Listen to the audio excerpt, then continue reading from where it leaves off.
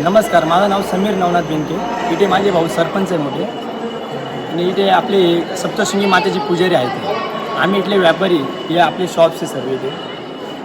आणि इथे टुरिस्ट म्हणून बाहेरचे खूप लोक येतात, मुंबईकडून येतात, महाराष्ट्रामधले सर्व येतात. आता टोटल गुजराती पब्लिक येते तिथे. असं देवीसाठी खूप इथे बाहेरून येतात, टुरिस्टसाठी खूप लोक येतात इथे. गावामध्ये भक्त निवास आहे, गावात प्रायव्हेट रूम पण आहे. इथे तसं रोपेचे 3 स्टार रूम आहे, 5 स्टार रूम आहे. 1800 आणि 2400 रुपये भाडे इथे. आणि गावात बघायला गेलं तर गावात सोयीस्कर आहे. गावात देवस्थानचे पण रूम आहे, 3 स्टार वगैरे, एकच नंबर रूम येते. अडचणी वगैरे बघायला गेलं ना, शक्यतो तर बसची खूप अडचण येते इथे. कधी कधी बस नसतात, पर्यटक प्रायव्हेट गाड्या करून येतात इथे. बस वगैरे असतात, पण काही वेळेस आता संप आहे बघा. आता 3-4 दिवसापासून संप आहे, तर बस आता बंद आहे सध्याला.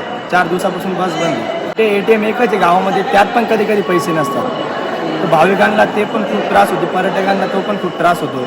पैसे नसल्यामुळे इथे ATMमध्ये पैसे नसतात. वेदर वगैरे इथलं खूप छान. इथे आम्हाला कधीच गरम होत नाही, हॉट होत नाही. इथे एकदम कायम थंडी असते, क्लायमेट एकदम कूल असते इथे.